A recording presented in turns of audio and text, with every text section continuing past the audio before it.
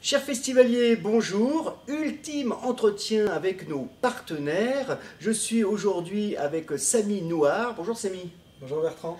Samy Nouar, donc de Dalkia qui nous fait le plaisir de nous suivre depuis la deuxième année consécutive, avec évidemment une pause d'un an liée au Covid. On va y revenir évidemment. Alors, première question pour vous, donc Samy, on vous a découvert il y a 2 ans sur la scène du centre événementiel, la salle bleue, vous remettiez un fou rire, mais on n'a pas véritablement fait connaissance.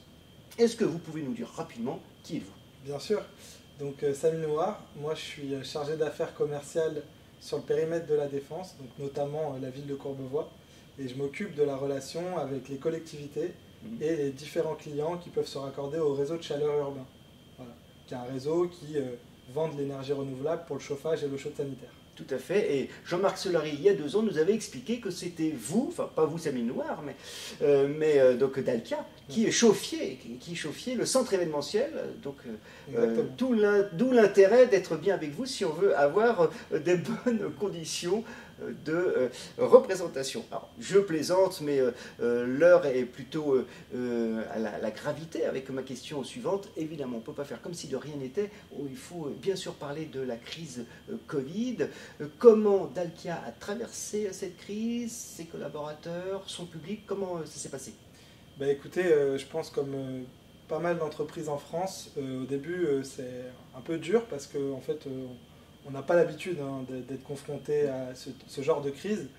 Néanmoins, ça a laissé paraître une force d'adaptabilité. On s'est rendu compte que notre organisation, aussi grande qu'elle peut être, s'est très bien adaptée au Covid. On a la chance, il faut le dire, d'être dans des métiers où en fait on est nécessaire dans le sens l'électricité, le chauffage, etc. On est obligé de travailler, donc en fait tout ce qui est fonction support dans les bureaux, forcément on a eu recours au télétravail, donc ça s'est mis assez vite fait en place. Pas de chômage partiel? Si, alors sur certains sites on a eu quelques chômages partiels forcément, parce que quand les sites industriels ferment, bah, s'il n'y a plus de besoin on ferme. En revanche les collectivités, on alimente aussi les hôpitaux, donc pendant le Covid c'était quand même très important de les alimenter.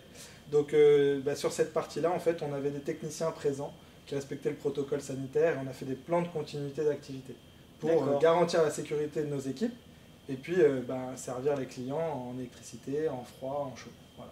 La vie continue, quoi. Exactement. La vie continue. Alors, justement, on parle du Covid, parlons aussi de notre partenariat et du Covid. Est-ce que, à un moment donné, Dalkia a pensé remettre en cause notre partenariat pour faire des économies sur tel ou tel poste?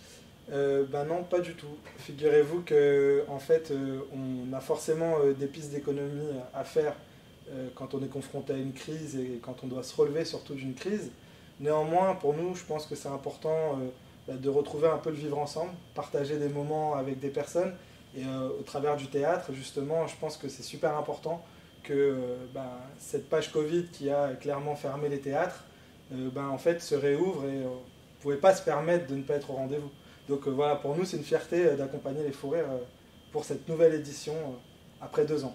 Merci beaucoup. En tout cas, nous, on est vraiment très touchés que vous nous suiviez, surtout en ces temps difficiles. Mais on voit le bout du tunnel, on y croit et on sera présent pour un très beau festival. 28, 29, 30 janvier 2022, je rappelle la date. Alors justement, puisqu'on parle du festival, je vous ai présenté tout à l'heure en coulisses les différentes pièces. Est-ce que, quand vous regardez cette programmation qui est très éclectique, est-ce qu'il y en a une qui vous a tapé dans l'œil? Bien sûr, c'est vrai que c'est très éclectique, donc forcément on est un peu tenté par toutes les pièces.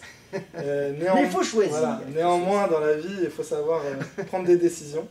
Et je vous avoue que la pièce de Sébastien Thierry, Comme s'il en pleuvait, je la trouve très intéressante parce qu'elle aborde un sujet, l'argent, qui est un sujet, on va dire, un peu tabou, surtout dans une culture française.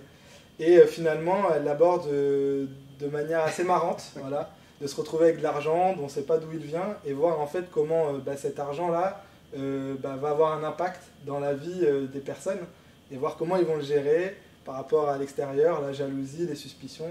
Donc voilà, toutes ces choses-là en fait amènent à forcément des fous rires, je pense. Et puis à se poser des questions aussi, à savoir est-ce que réellement avoir beaucoup d'argent, ça fait le bonheur.